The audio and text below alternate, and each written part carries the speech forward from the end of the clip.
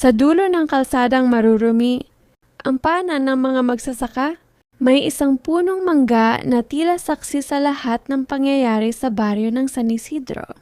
Dito unang natutong mangarap si Maria Isabel de la Peña. Habang pinagmamasdan ng langit tuwing dapit hapon, "Isabel, huwag kang umakyat dyan. Baka mahulog ka na naman." Sigaw ni Thomas habang bitbit ang sako ng kalabaw na kanyang pinapakain. Ngumiti lang si Isabel at sumigaw pabalik. "Hindi ako mahuhulog, Tom. Sanayin ako rito." Isinapit niya ang paa sa sanga at kinuha ang isang hinog na mangga. Nilinis sa dulo ng palda at inabot kay Tomas. "Oh, sa'yo na to para hindi ka na laging seryoso tinanggap." Yun ni Thomas. Pero hindi siya ngumiti. Hindi dahil wala siyang gana, kundi dahil sa tuwing tititigan niya, si Isabel parang lahat ng tinatagong damdamin ay gustong kumawala simula pagkabata siya na. Ang bantay nito sa ulan, sa araw, sa lahat ng kalokohan. Ngunit hindi alam ni Isabel na bawat tawanan nila, bawat ngiti nito ay may halong pananabik sa puso niya. "Alam mo, Isabel," sabi ni Thomas habang kumakain ng mangga, "kapag nagkaasawa ka, kawawa, yung lalaki palagi kang pasaway." "Bakit naman kasi kahit bawal gagawin mo pa rin natawa?" Si Isabel sabay sabi. Di ibig sabihin dapat matatag. Yung mapapangasawa ko, tahimik si Thomas? Hindi niya masabi na sana siya. Yun na sana siya. Ang lalaking matatag na sinasabi ni Isabel habang lumalalim ang hapon. Umupo silang dalawa sa lilim ng punong mangga. Ang simoy ng hangin ay malamig at ang mga dahon ay sumasabay sa kanilang katahimikan. "Tom," biglang sabi ni Isabel, "kung aalis ka ng baryo, babalik ka ba?" Napatingin siya sa dalaga, medyo nabigla. "Bakit mo naman natanong yan?"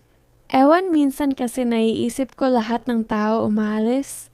Baka isang araw ako na lang ang matira rito." Ngumiti si Tomas. "Hindi ako aalis, Isabel, hanggat nandito ka. Nandito rin ako at sa pagitan ng hangin ng mga dahon ng mangga at ng huling sinag ng araw." Hindi nila alam yun na ang huling gabing. Simple lang, ang lahat pagkatapos ng mga araw na yun, may darating na magbabago sa kanilang mundo, isang lalaking magpapakaba sa puso ni Isabel, at isang pagkakataong magtutulak kay Thomas na tanungin hanggang kailan ka mananahimik para sa pag-ibig mo. Ang pagbabalik ni Mon umagang maliwalas ng kumalat, ang balita sa baryo ng San Isidro. Bumalik na raw si Ramon de la Cruz, tahimik na baryo. Pero sa ganitong balita parang pista. Ang paligid, sabi ng matatanda, anak daw ni Don Ernesto. Yun dating may-ari ng malalawak na lupain bago ito nalugi at lumuwas ng Maynila. Sabi naman ng mga dalaga, gwapo raw at may dalang kotse na hindi pa nakikita sa buong baryo. Sa silong ng punong mangga, naroon si Isabel abala sa pagwalis ng mga tuyong dahon. Nang marinig niya ang usapan ng mga kapitbahay, hindi niya napigil ang mapangiti si Mon de la Cruz pulong niya. Hindi man sila lubos na magkaibigan noon, naaalala pa niya ang batang mahilig sa tirador at palaging nang aasar sa kanya sa paralan. "Isabel," tawag ni Tomas habang papalapit. "Narinig mo na bumalik na raw yung Simon?" "Oo nga raw," sagot niya. "Anong balita sa kanya, ewan? Baka nagmana ulit ng lupa, pero wag kang lalapit." Doon hanapatas ang kilay ni Isabel. "At bakit naman basta hindi ko lang siya gusto?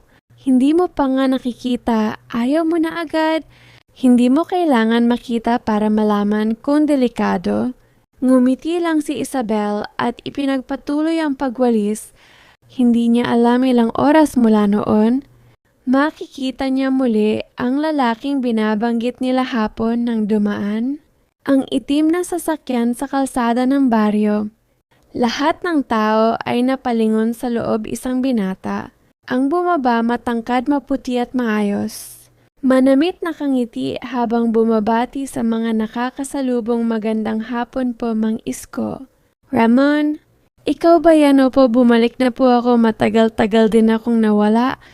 Ano at doon mula sa ilalim ng punong mangga napatigil si Isabel nang magtama ang kanilang mga mata para bang saglit na tumigil.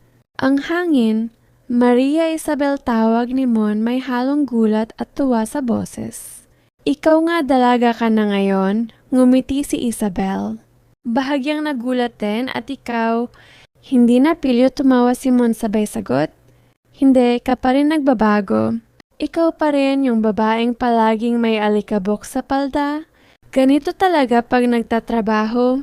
Biro ni Isabel sabay hampas ng whale sa lupa sa di kalayuan. Tahimik lang na nakamasid si Thomas sa mga mata. Niya alam niyang magsisimula na ang laban na matagal na niyang kinatatakutan. Or sa gabing yon habang unti-unting nagdidilim ang langit. Ang punong mangga na minsan ay saksi lang sa mga pangarap, ay muling magiging saksi sa pag-usbog ng pag-ibig at sa pagsisimula ng tatlong pusong itatali ng tadhana. Mabilis lumipas ang mga araw mula nang bumalik si Mon sa baryo. Mula sa dating tahimik na San Isidro tila naging masigla na ito. May mga batang naglalaro sa kalsada. Mga babae at lalaking naghuhuntahan tungkol sa balikbayan, na may kotse at mga dalagang biglang nag-aayos ng buhok tuwing dadaan siya. Ngunit sa lahat ng ito, Isabel lang ang madalas niyang puntahan. Ang ilalim ng punong mangga, doon niya lagi nakikita si Isabel nagwawalis nag-aalaga ng halaman. O minsan ay nakaupo lang habang nakatitig sa kalangitan.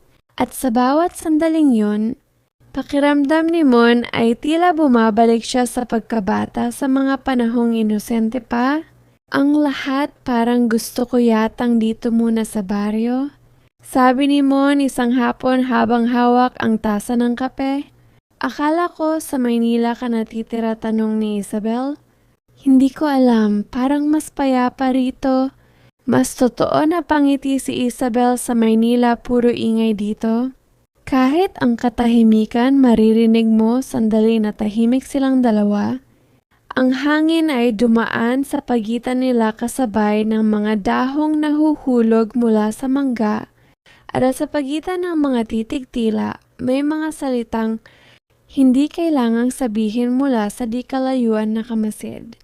Si Tomas habang nag-aalaga ng kalabaw, kilala niya ang mga tingin na yon, ang nangiting hindi basta nangiti, arang pagtitig ni Isabel hindi na yon, yung titig ng kaibigan Tom tawag ni Mang Isko, bakit ka nakatayo lang dyan? Hindi mo ba hahabulin? Yung mga baka nagising siya sa katotohanan na pailing at nagmamadaling lumayo. Pero kahit anong gawin niya, hindi niya maalis sa isip ang larawan nina, Isabel at Mon magkasamang nakaupo sa ilalim ng punong mangga. Tinatawanan ang mga simpleng bagay kinagabihan sa kubo ni Isabel habang nakatingin siya sa bituin. Biglang may kumatuktom, ikaw ba yan? Oo. Sagot niya mahina ang boses. Pasensya ka, nagising ka pa yata.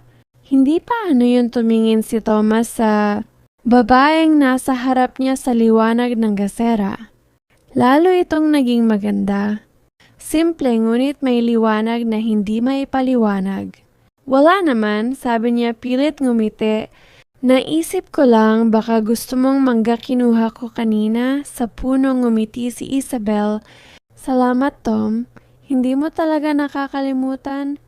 Paano ko makakalimutan na bitin ang mga salita niya at mabilis niyang binawi? Ibig kong sabihin matamis kasi yung ganitong mangga, tumawa si Isabel. Akala ko kung ano na. Ngunit nang tumalikod siya, hindi niya alam sa mga mata nito mas puno ng sakit.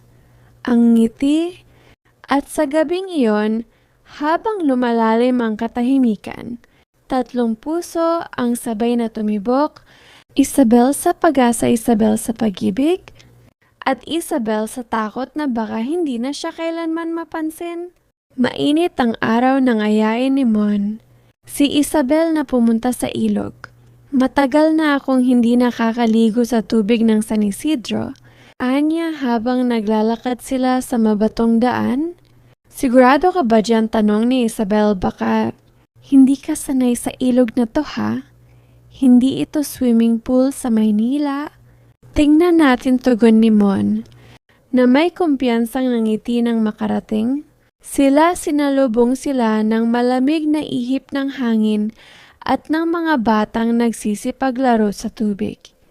Ang alon ng ilog ay banayad kumikislap sa ilalim ng araw. Dito ako lumaki, sabi ni Isabel habang hinuhubad ang tsinelas at inilulublob ang mga paa sa tubig. Kapag may problema ako dito, ako lumulubog. Nang isip, ngayon ba may problema ka? Tanong ni Mon, humiling siya. Wala naman. Pero minsan parang may kulang tahimik. Si Mon napatungin siya kay Isabel. Sa buhok nitong tinatangay ng hangin, sa ngiti nitong parang araw sa gitna ng liwanag, baka ako yung kulang biro niya. Pero sa tono ng boses ay may halong totoo na gulat si Isabel. Bahagyang natawa, ang kapal mo ha? Hindi naman siguro masama. Kung totoo, sagot ni Mon sabay tapon ng tubig sa kanya. Nagbalikan sila ng talsikan ng tubig hanggang sa pareho silang natawa. Basang-basa at hingal parang mga batang nakalimot sa mundo sa sandaling yun sa gitna ng tawanan at alon. Hindi nila namalayang unti-unti nang nagbabago. Ang lahat, ang dating alaala ng pagkabata ay napalitan ng tibok ng pusong. Ngayon lang muli nakaramdam ng ganito sa di kalayuan naron. Si Tomas nagdadala ng sako ng palay. Hindi niya sinasadya. Ngunit natanaw niya ang dalawa sa ilog nagtatawanan nagbabasaan. Parang walang ibang tao sa mundo. Tumigil siya. Ang bigat sa dibdib ay parang alonding bumangga sa kanya. Bakit hindi na lang ako ang pinili ng tadhana mahina? Niyang sabi habang nakamasid, alam niyang wala siyang karapatang magselos. Hindi naman siya umaamin. Pero ang masakit, kahit hindi pa siya nagsisimula, alam niyang tapos na kinagabihan. Dinalhan ni Mon si Isabel ng maliit na basket ng mga bulaklak para sa'yo. Sabi niya, bilang pasasalamat sa paglibot mo sa akin. Ang ganda bulong ni Isabel habang pinagmamasdan ang mga sampagita at gumamela. Nakita ko yan sa tabing daan. Sabi ko, bagay sa'yo kasi pareho kayong simple, pero maganda na mula si Isabel, pilit na tinatago. Ang kilig, marunong ka pa palang mambola, Mon. Hindi bola yon. Sagot niya sabay tingin sa mga mata ni Isabel. Pag sinabi kong maganda ka, ibig kong sabihin ikaw yung dahilan kung bakit gusto kong manatili rito sa labas ng bahay nakasandal sa punong mangga. Si Tomas, naririnig niya ang mahinang tawanan mula sa loob at ang bawat halakhak ni Isabel ay parang punyal sa dibdib niya, isinandal niya. Ang ulo pumikit, ani sa ilalim ng liwanag ng buwan ay bumulong hanggat masaya ka, Isabel, kahit hindi ako ang dahilan. At doon sa katahimikan ng Baryo Tatlong Puso, ang muling tumibok, ngunit hindi na sa isang ritmo.